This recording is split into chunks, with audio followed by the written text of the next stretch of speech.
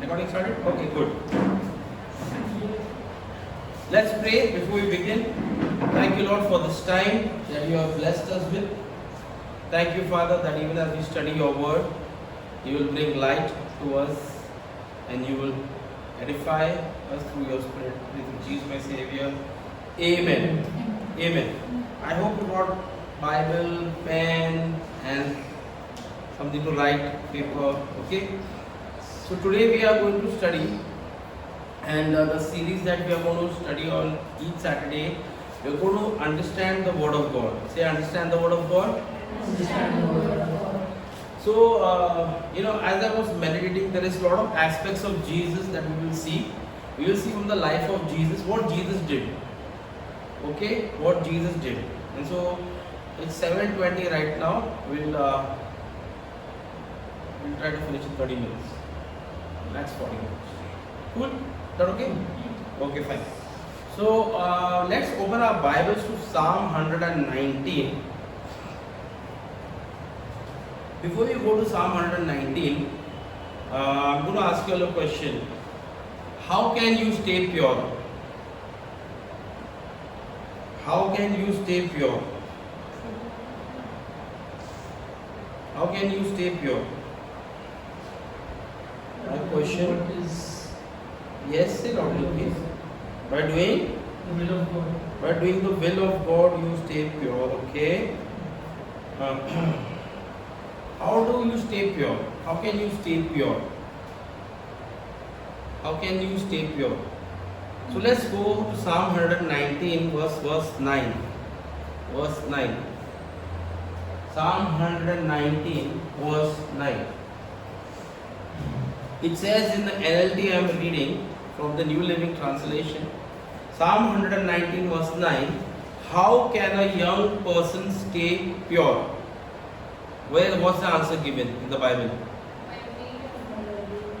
But what does God say loudly? All of you are by? By? By obeying your will. Psalm 119 verse 9. It's an NLT, you should answer. Huh. Or what it says in KJV? By taking heed according By taking heed. Okay, this word obedience. How many of you know this word obedience? Is it a nice word? Alka is smiling. Is something to do with will and choice? Ask yourself this question. We are having a discussion here. Obedience. Like obedience to the worship leader is come at 8:45 a.m. Sunday. Is that against your will? Against your choice? Yes, no. It's against, right? It's against your choice. You would like to come at 9:15. Or somebody of you say, hey, why don't we come at 9:45 when the service starts at 10 o'clock? Obedience. We are going to not rush through things, don't worry. Obedience is a very important word. And the life of Jesus projects obedience. Obedience is not always as per your will. Like as we are children and as we have to obey. The Bible says children obey your parents. That means sometimes it is surrendering your will. When you would like to play your PS4, right? But your mother says, Joel, study, do you know your 13 times table? What does obedience demand? That Joel goes and does the studies and leaves the PS4. Yes or no? Or Reuben come home by 10 o'clock in the night. Obedience demands that he gives up the choice of staying out of the house till 11 o'clock or even 10:30, but come home by 10 o'clock. This word obedience is a very simple word yet very profound. It's sometimes where you have to surrender your choice and will. Correct? So that's why the NLT says, how can a young man stay pure? Now, very interesting choice of words is stay pure, not become pure. Stay pure. Like, after you have had a bath, and especially if stay clean. Don't go outside to play. After you have had your bath in the night or whatever, you've cleaned up yourself, and you don't go outside for a run or a race or something. You don't go cycling after you have had bath, and now you stay clean. You don't do you wrap up all the housework before you have your bath, especially in my house. All the sweeping and the swabbing, my wife will complete, then she'll have a bath. So she stays clean. You get the picture? Yes. So what I'm trying to point out to you is the Bible is saying you are clean. How do you stay clean? How do you stay pure? It is the status that you already occupy. So write in your notes, say my status. What did you write, Sammy? My status is pure. Say my status My status. is pure. I like the choice of words and NLT uses stay pure. How do you stay fit? Correct now? How do you stay fit? By stop eating junk, exercise regularly, good life cycle, good habits, blah blah blah. How do you stay smart? By educating. See, when you say stay smart, means the status is already you're smart. The Bible is not say how can a young person become pure. Let us see the NKJV. It says, how can a young man cleanse his ways? Cleanse his way means already he's on a clean path. Why am I sharing this? Is because many of the times this verse will be thrown at you as an accusation. The enemy will use even the Bible to condemn you. Like, oh, I am not pure. No, stay pure. It says stay pure. How can a young person, and anybody is a young person. Even a 100-year-old man is a young person in the sight of God. This message is not only for the youngsters but for everybody. How can you stay pure? My question today to everybody is, how can you stay pure? How can you maintain your status of holiness? How can you maintain your status that I am pure? How can you maintain your status that I am smart? How? The answer is what? By obeying or by taking heed to your word. Correct? So how do I stay pure? What's the answer? By obeying what? By obeying what? By obeying what?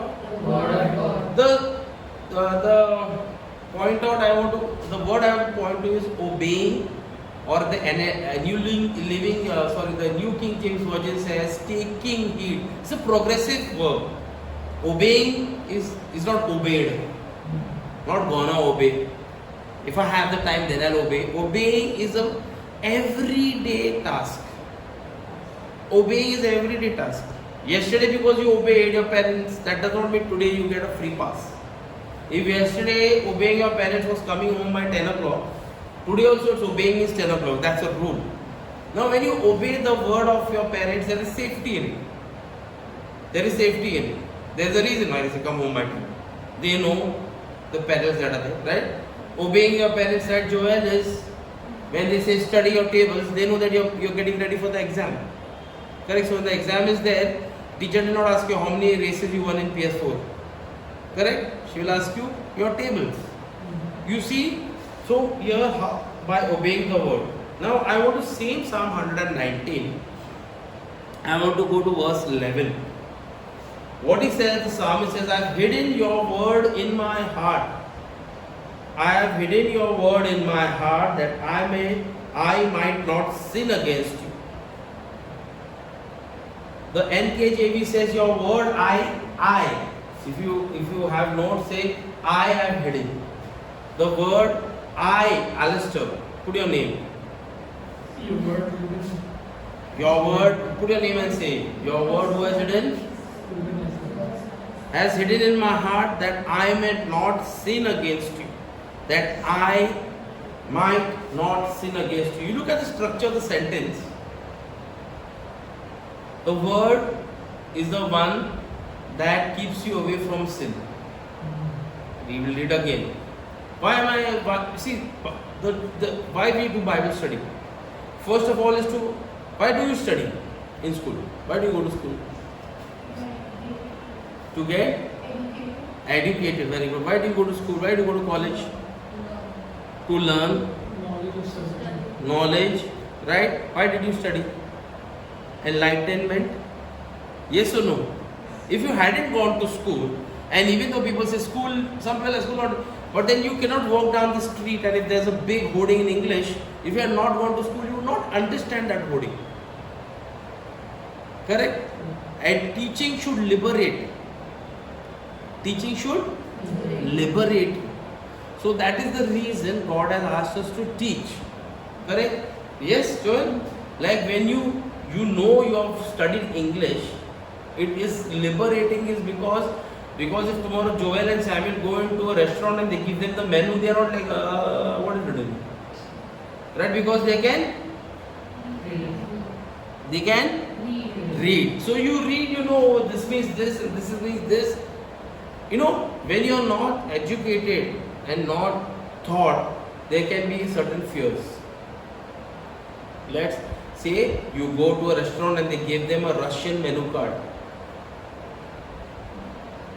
Will you be very happy to get a Russian menu card? Is Alka? Thank you for the wow. आज तो Russian खाई नहीं, but क्या लिखा है?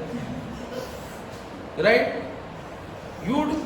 Will there be certain kind of anxiety, some fear? I don't know what is written. I have to trust this waiter, and if he's a good guy, then he'll be serving me good food. Either whatever he likes, he'll serve me, and I don't like his like, so money gone. And see, that is what teaching does. But had somebody of you studied Russian, you would not been, you would be liberated from that waiter to read. Excuse me, I will read. This is what education does. This is what the psalmist is saying. I have hidden your word in my heart. What he has done? Hidden your word. Why do you hide certain things? Why do you hide certain things? Why? See again loudly. If you don't want to lose it, very good. Keep it safe. Why you should keep something safe? Why? It's important. Why do you hide or treasure? This word hidden here is not like papu, like छुपाना कि अभी मैंने कुछ किया है, right? This word says it is more like I treasure your word. I treasure your word. I treasure your word, so I hide it very close to me.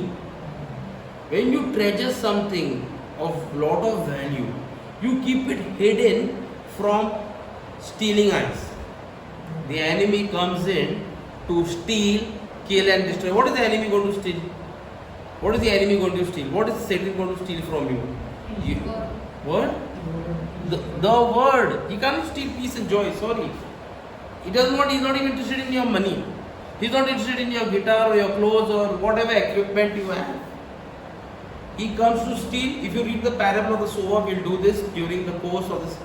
Parable of the sower says the enemy comes to steal what? Steal what? The word. Because he knows the value of the word, and we are word created people. So we need to know the value of the word. What we need to know? The value of the word. The word says you are pure. The word says you are pure. And because the word says you are pure, you obey the word. Obeying the word is sometimes giving up your choices. Yes, I know. It is not a very nice word. Obey. I understand. I have been a child, I have been a teenager, I have been a young person. And obedience is not the way of life. There are all rebels out there who want to rebel and do what they want. But here the Bible is saying, I obey your word. I am obeying, I am surrendering my choice, and I am doing what the Bible says. And it's very true, right? When the whole world is saying that you are sick and broke, you rebel against them and you obey the word and say, hey, but the Bible says I am prosperous. So I say I am prosperous. The Bible says I am redeemed. So I am redeemed. The Bible, now I am obeying. What is obeying? He's saying, हाँ में हाँ. हाँ बोल के काम करो. So Bible says, confess. Okay, cool. So I have hidden your word in my heart that I might not sin again. This precious word helps you not to sin. See, here it is very easy to take the power of the pulpit and say, don't sin. But the question that I always have asked myself, how should I not sin? I like to know how. Correct, no? Achha, you told me not to sin. Correct, na? You told me not to sin, Alistair. But how should I not sin? How should I not sin? When the temptation is all around is there. अरे क्या होता है 5 minute late जाएगा mummy daddy the temptation is there to break the rules the temptation is there अरे Sunday चलना यार छोड़ let's go out या Jesus loves you and yes Jesus loves you the temptation is there to not believe in the power of Jesus the temptation is there to believe in your own self sin there is only one sin. I am giving you a lot of content, but we will decipher it. Don't worry. There's only one sin. There's only one sin. That sin is unbelief in Jesus. There's only one sin. There's no the sin that you say murder and robbery. That all comes from not believing in Jesus. I'll tell you how. When you don't believe that Jesus can provide for yourself, you will do robbery. Right? When you don't believe that Jesus can bring justice for you, you will do what the world does. When you don't believe that he says do not covet thy neighbor's goods, right? Covet, अरे उसके पास गाड़ी अच्छा है मेरे पास नहीं है, उसके पास ऐसा मेरे पास नहीं है, मेरा से स्कूटर है उसके पास गाड़ी है, वो उसके पास इतना गाड़ी मेरे पास ऐसे क्यों नहीं? Covet, उसका घर ऐसे covet. Where that comes from is not believing Jesus. When you say Jesus is my source and He is my provider, I don't need to covet anybody because I know Jesus gives me what I need. And if I ask Him, Lord, thank you, I would like to pray that I would like to have a bigger house. Yes, why not? There are verses in the Bible about it. Now you see, when you don't believe the word, you sin. That's why He's hidden this in His heart, is because the word brings life. Cool? Then we will read on. We will read on the same place, Psalm 119. We will read 11 to 16. I have hidden from 11 to 16. I have hidden your word in my heart that I might not sin against you. I praise you, O Lord. Teach me your decrees. What is saying Samuel? Teach me. See, they say, teach me. O Lord, teach me. And when Jesus washed the feet of the disciples, He said, I am your Lord who teaches you. I am your Lord who is your teacher, and the teacher who is the Lord. He's saying, teach me. Do you believe that even learning is an act of obedience and against your choice? How readily somebody will attend a history class?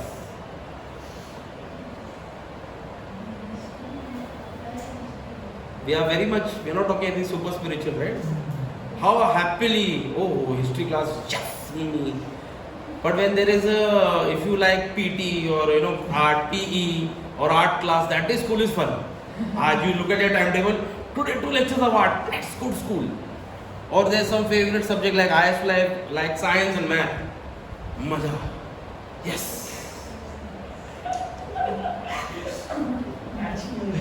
Match नहीं हो रहा है? अच्छा maths अच्छा बनते हो रहा है. So everybody has their choices, right?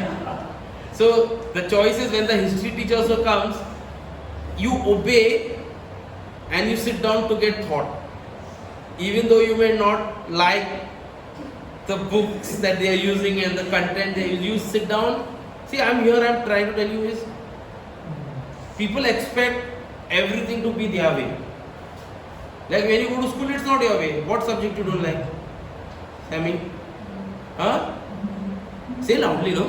Hindi. But Hindi you have to give exam, no? Can you say, no, I don't want to give? You have to give.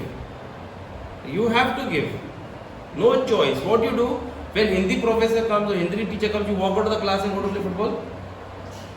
You sit down and teach. See, that is why he's saying, I praise you, Lord, teach me. I am surrendering my will of getting distracted. Teach me. Teach me, O Lord.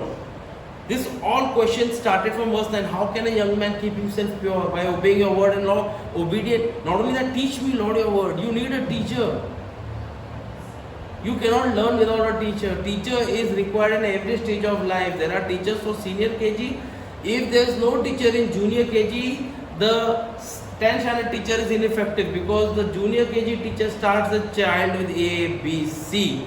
Then he goes to 10th standard, and I don't know what's 10th standard right now, but during our time there was Pythagoras theorem, and then he can read Pythagoras theorem. But if you cannot read A, B, you cannot spell Pytho. Then you like, क्या बोल रहे? So you cannot despise the teaching. So that is the Holy Spirit's work. He starts teaching you from junior KG level and right up to what PhD you want to do. Even in PhD you need a teacher. Even in college you need a teacher, right?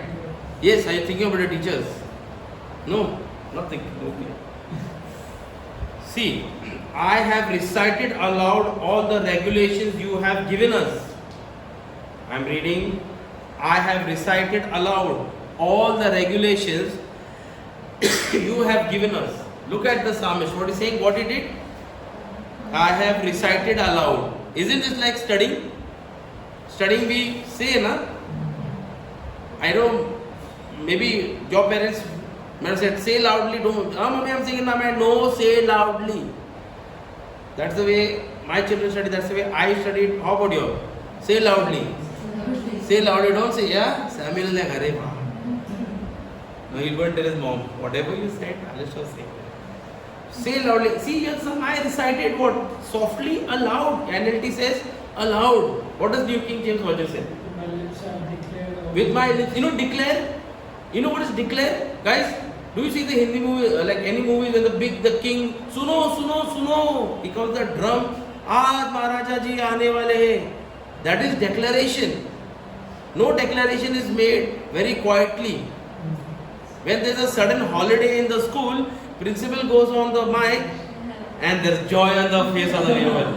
Does he say, Michael, if you have gone to a convent school and the principal goes, attention, tomorrow because of election, it's a holiday, baad mein kya bola, chilna. Right? Declaration. That is what the teacher teaches you to do.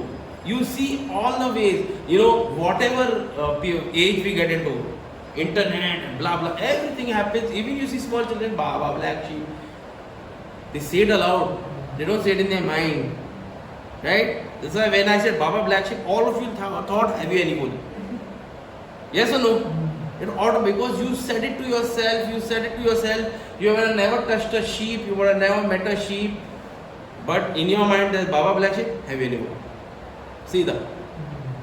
Yes or no? So this is how you study the word of God. It's very simple. When you sit to read your Bible, read it to yourself. Read it to yourself.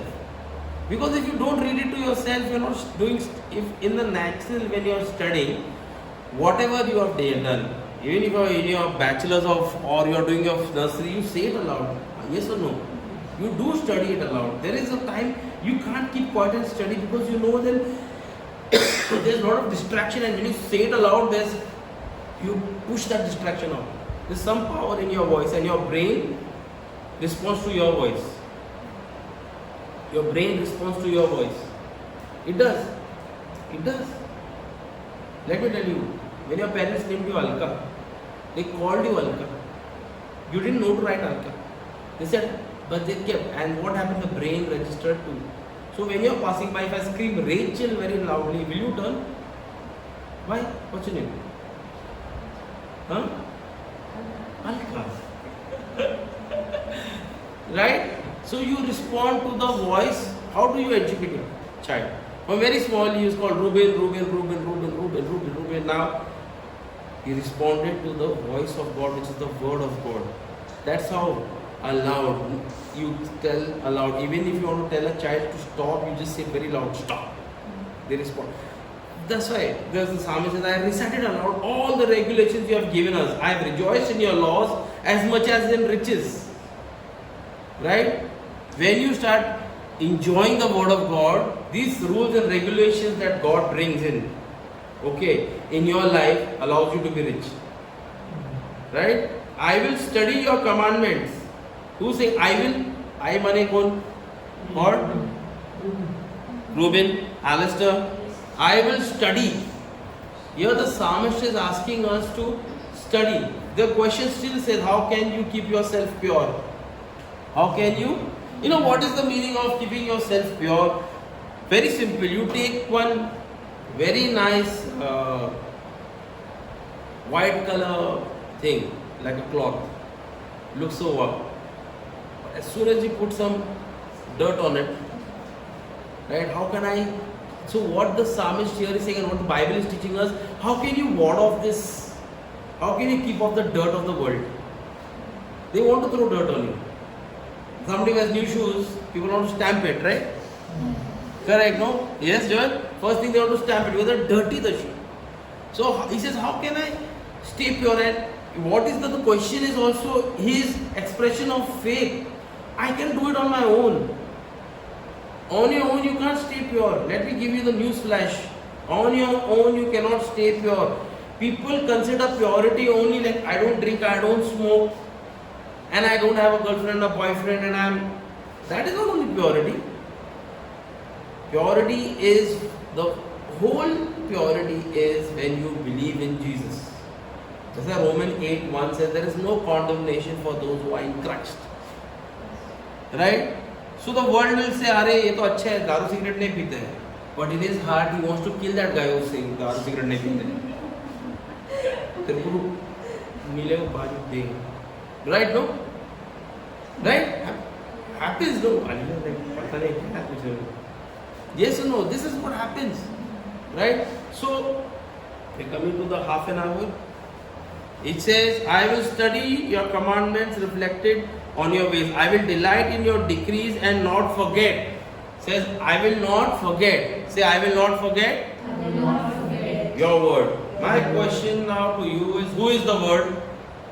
Jesus. Who is the word? Jesus. Very good. Where do you find that Jesus is the word? Which Bible chapter do you have Jesus is the word? John 1. Let's read John 1. I'm reading from the NLT, John 1.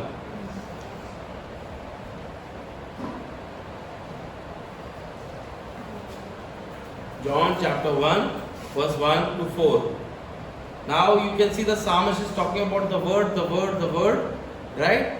Your word, the word. John chapter 1, verse 1 to 4. In the beginning, the word already existed. In the New King James Version says, in the beginning was the word. Even before the beginning began, the word was there. That's why you obey the word is because the word was there even before you were born. Right? The word was with God. And the word was God. Even before the beginning began, the word was with God. And even before you said, I love you, Jesus, I praise you, Jesus, the word was God. You get the point? The word is God. So what is hidden in your heart is God. Now if you replace the word, how can a young person stay pure by obeying Jesus? Your word. Correct, no? Psalm 119. By obeying your, is it okay to replace that your word by Jesus? Yes or no? Yes. Now you have got a person attached. Now first form it has become figurative to literal. First it was your word, acha kuch bola to. Now your word has become a person. Now your word has become a walking, talking person. It's become an expression. Hebrews 1 says, He's the expression. We look at the expression. So how can you keep yourself pure by obeying Jesus? Now you are getting flesh and bone. Right? That's why it says the word became flesh. The word took upon himself bones and flesh. When the word of Jesus becomes from a word, the word, listen to me, a word becomes the word. A word is, I got a word from the Bible. Many people will tell you. But when you take that word and say, this is the word for me, now you are definite about it, that word starts taking flesh. Even today. Okay. So, the word was with God and the word was God. He existed in the beginning with God. God created everything through Him instead of through the word. God created everything through the word. Now when the psalmist says, I've hidden your word, I've hidden Jesus in my heart, I've hidden creative force in my heart. Correct? God created everything through the word. And nothing was created except through him. The word gave life. The word, what gives you life? The word gives you life. When somebody tells you get a life, you open the Bible and start reading. I'm telling you it's fact. When you read the word, your spirit man is fed and your spirit man supplies life to your body. Your food, your exercise is good. But the most important point is how much are you feeding of the word of God?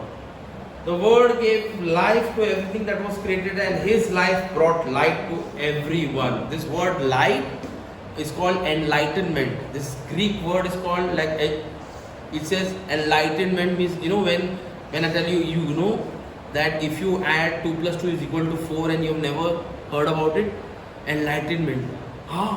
Such a way. 2 plus 2 is equal to 4. Enlightenment, revelation. The word of God brings enlightenment. I'm going to give you homework. You are going to write parallels, take notes, make parallel between John chapter 1, verse 1 to 4 and Colossians chapter 1, verse 15 to 20. These are the definitions of the word. Colossians chapter 1, 15 to 20. Christ is the visible image of the invisible God. And this is your homework. You know what's the parallel? You're just going to read them together and see how they are so close to each other. John chapter 1, verse 1 to 4, and Colossians chapter 1, verse 15 to 20. You'll see how you'll get a 3D perspective on the word of God. Now, before we go home, we are going to see the word in action in John chapter 2. John chapter 2 this is called the wedding of Cana. It's called the wedding of Cana. Right? This is the first miracle that Jesus did. Very interesting. The first miracle of Jesus is, and even historically, if you read his timeline, you take all the 4 Gospels, the first miracle Jesus does is that of wedding. So Jesus likes to have a good time. Jesus likes to have a good time. I'm going to say it. Don't you ever imagine Jesus to be somebody who is like sad and sitting down and what's happening in the world and Jesus likes, we'll read. The next day there was a wedding celebration. Say celebration. They were not crying. In the village of Cana in Galilee, and Jesus was there.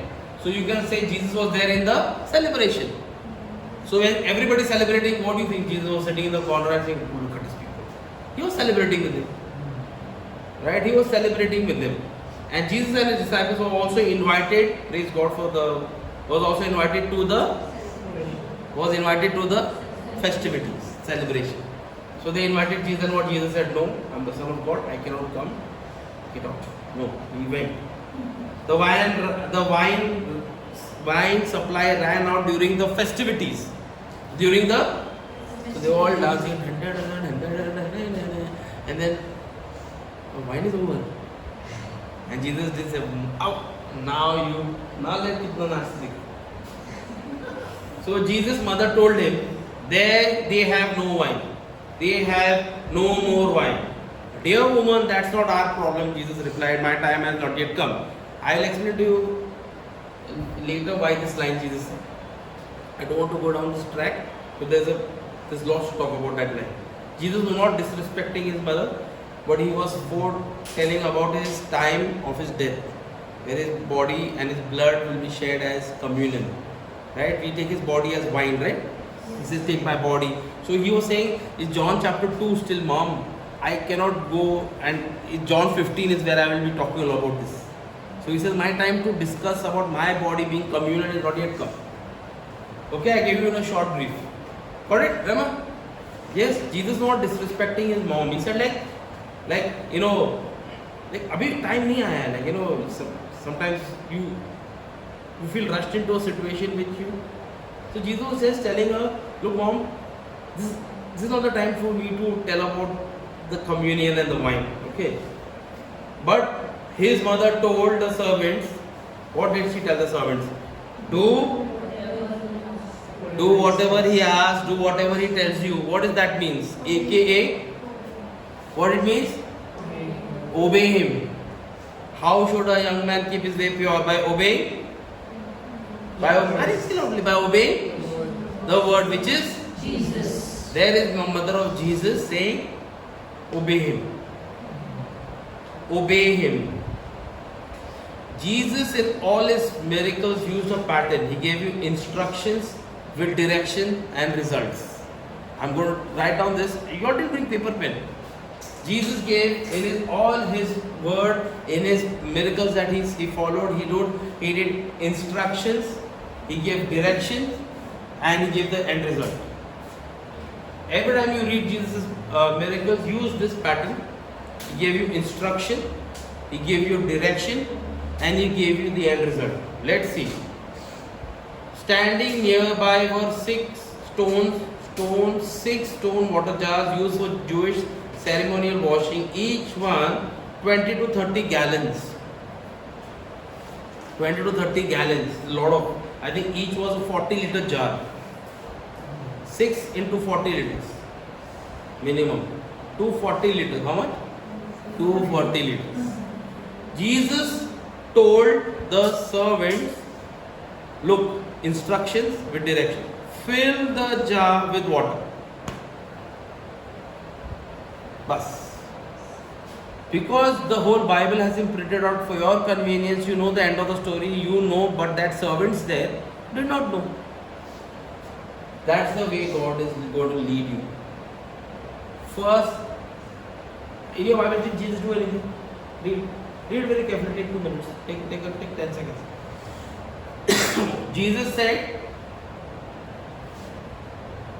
Jesus told the servants, fill the jars with water. Jesus did anything? Jesus did anything? Sure, you're seeing the Bible and seeing? Sure? Jesus moved a finger?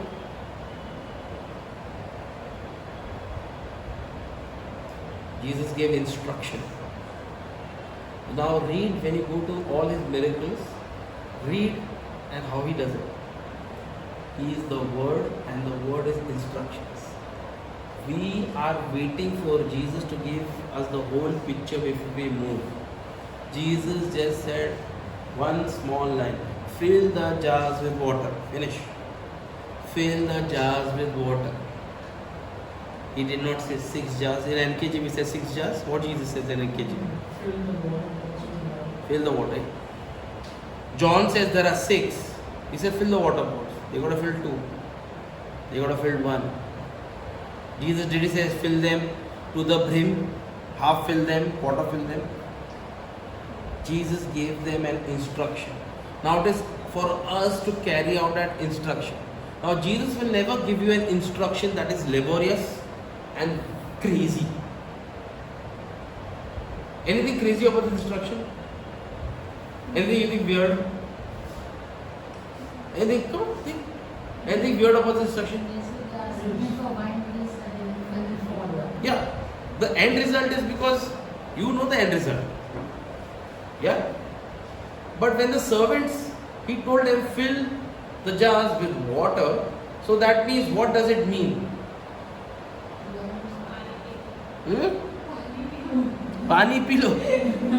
What does it mean? What do you think about those jars? Think. What do you think about those jars?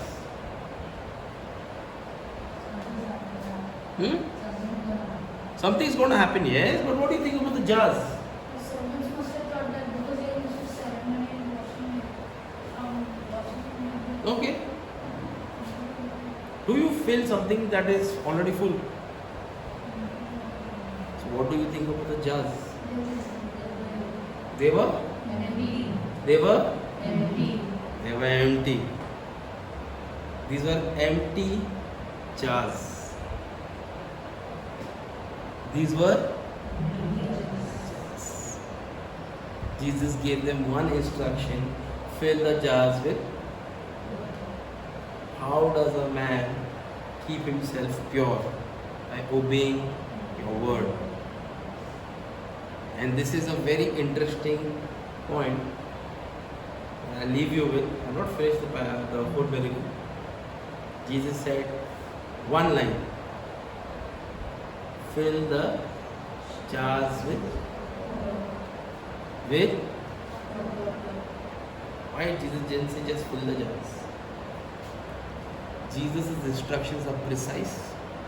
They have a direction. So they knew they had to go to the well, draw out so many gallons of water and fill the jars with water. You know why? I'm going to stop here.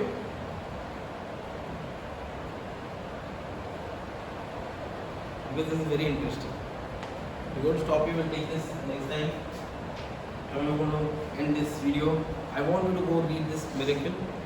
We'll meet next Saturday. We'll talk more about the wedding feast of Cana. We'll talk more about the word. I'm going to the Holy Spirit is prompting me to show you through the life of Jesus how he instructed. Amen. Most of the times we are waiting for the entire picture from Jesus. Most of the times we are waiting for the entire picture. Most of the times we would like to know that as soon as this child is born, or soon as what I'm going to do for the next 5 years, Lord. What I'm going to do for the next 10 years, Lord. Okay, Lord, show me who's going to be my spouse. And show me how many children I'm going to have. And show me what they're going to do. And Jesus gives you simple instructions. Fill the jars with water. Jesus gave very simple instructions. Fill the jar with water. We don't know how long it took to fill the jar. Just because it happened in the next verse, we don't know how long they took to fill the jars with water. And guess what? Jesus will wait for you all this while to finish instruction number 1. Jesus will wait for you to finish instruction number 1.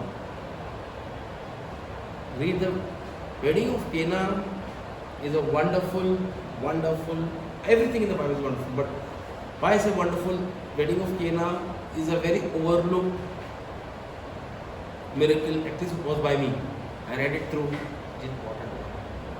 When you sit and read and you talk to Jesus, he'll show you how deep wedding of Cana miracle was.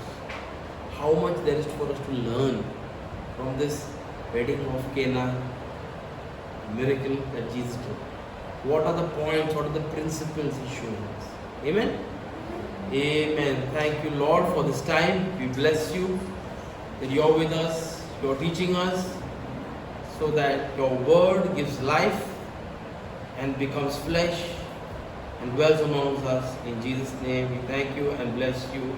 Amen.